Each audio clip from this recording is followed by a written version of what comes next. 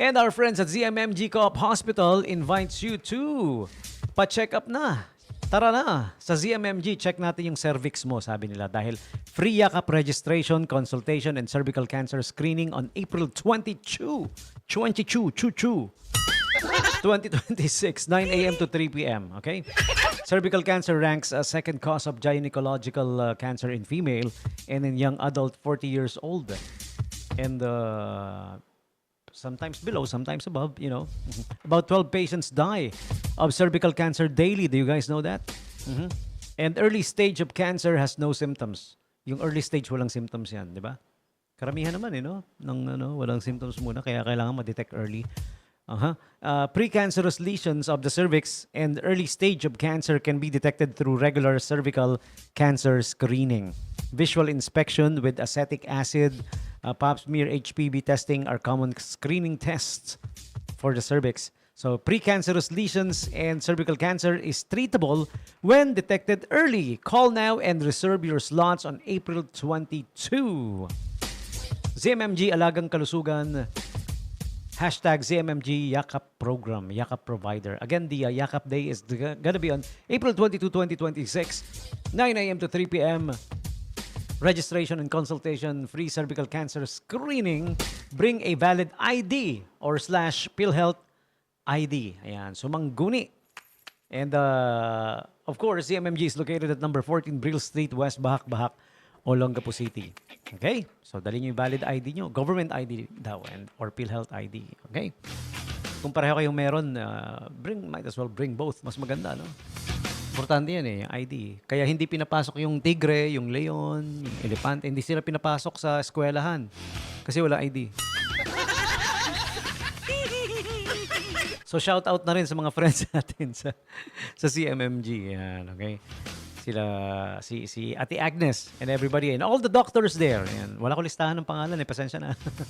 Yan. Adequate, appropriate, accessible, acceptable, and affordable health services. ZMMG Co-op Hospital, number 14 Brill Street, West Bakbak, Olongapo City. Landline number 602-0278. Shout out pa rin. Uy, alam niyo ba yung Gising 24 Superstore? Wow, napadaan ako dyan nung isang araw eh. Kagabi ba yun? Nung isang araw? Nung isang gabi, hindi isang araw. Gabi na yun. Along Magsaysay Drive. Yan yung dating Jollibee Supermarket. Ni-renovate under new management. Yan. Or new owners na rin. Ano? Yan. Magandang gabi sa inyong lahat. Yung mga kaibigan natin dyan. Gising 24 Superstore. Tsaka nakita ko yung kasi alam naman, tatay ako. Regularly, namimili ako ng supply sa bahay. Mura dun Ang mura. Mas mura yata dun sa regular kong binibila na... yung lagi kong binibila na... At saka, ang lamang pa ng Gising 24 Superstore, mura na, nauutang pa. De, joke lang. Ayan, shout out daw kay sabi ni Ate Gemma, shout out kay Boss Nick and Ma'am Cathy Garcia. Yan. Lahat na rin ng staff ninyo dyan, ha? Sana kinumpleto mo na yung pangalan mo at nabubuyoy ako. Lahat ng pangalan nyo sana, sinama mo na, Ate Gemma. Special mention daw kay Sir Adolfo and Ma'am Weng and Ma'am Gemma. Yan. Bakit special mention kay kay Adolfo, Ma'am Weng and Ma'am Gemma? Hindi ko alam, di niya nilagay. Baka may libreng lumpiang Shanghai. Kaya special mention sila. But anyways, nonetheless, yan. Ang bago nating, bago nyong suki. Kayo ang kanilang suki. Gising 24 Superstore along Magsaysay Drive. Yan. Alam niyo naman, everybody knows where it is, di ba? Yung katabi ng ano nga ba yung malaking tindahan dyan? iMart ba yun? Hindi. iMart yun dito sa yun eh. Basta yun, yung malaking bilihan doon. Dating Jollibee Superstore. Ano na ngayon? Gising 24. Everybody knows where Jollibee is. Sikat na sikat yan sa Olongapo. Ang Jollibee Superstore. Oh, di ba? Kung yung kainan kasi si Jollibee na bida-bida. Yun naman, Jollibee. Convenience store. Sikat na convenience store. Ngayon ay Gising 24 Superstore na.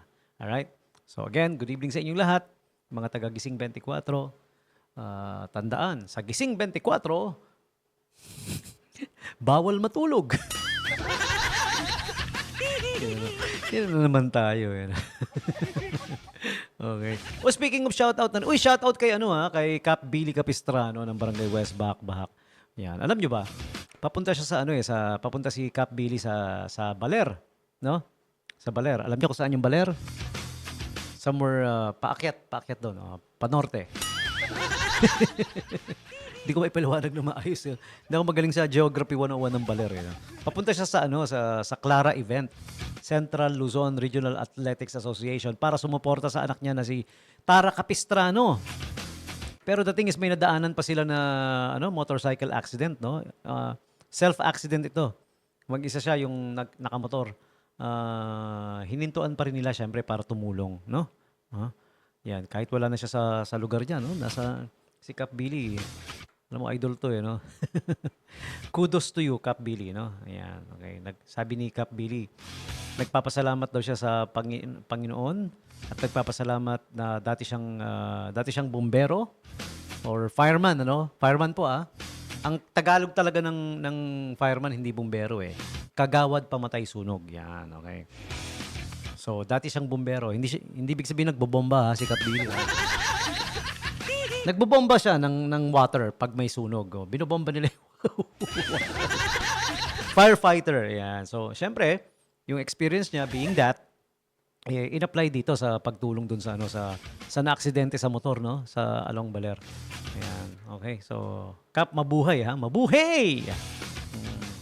Hindi talaga, pag naging bumbero ka kasi or naging dati kang emergency medical technician or you work for emergencies, you work for hospitals, hindi mo mawala sa mo yun sa sistema mo yan 'di ba? Ito nga example na pinakita ni Cap Billy, Capistrano. Yan. And speaking of Cap Billy pa rin, 'di ba may nag-post sa Facebook dahil yung isang parte ng tulay ng Santa Rita. Oh, you guys know where Santa Rita Bridge is, no? Alam niyo na 'yan, no? May parte kasi doon na nababakbak, yung sa gilid na, yung pagpapunta ka, no? Tama ba? Sa kanang side pagpapunta. Papunta to, no? Itong kanan nito. Ngayon, kung pabalik ka, palabas ka sa Tarita, nasa kaliwa. May parting nababakbak na si Cap Billy na rin ang niyan. Tumugon kasi syempre nasasakupan din naman ng yung tulay kasi actually hati 'yan 'di ba? Yung kalahati na parte West Bahak. Kalahating parte Santa Rita. Ayun, okay? So 'yan.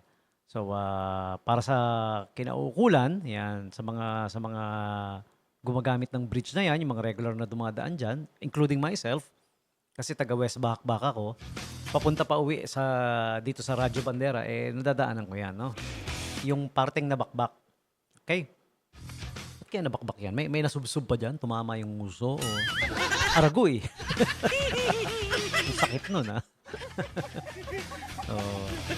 Okay, tsaka nagkakandak na rin sila ng regular check, regular pagbabantay doon sa Napoleon Capistrano Boulevard. Ayun. Kasi minsan may mga motor dumada doon, nag-overspeeding. Yan, tsaka inaalagaan yung peace and order doon ng ating Kapitan Billy Capistrano. Ayan, okay?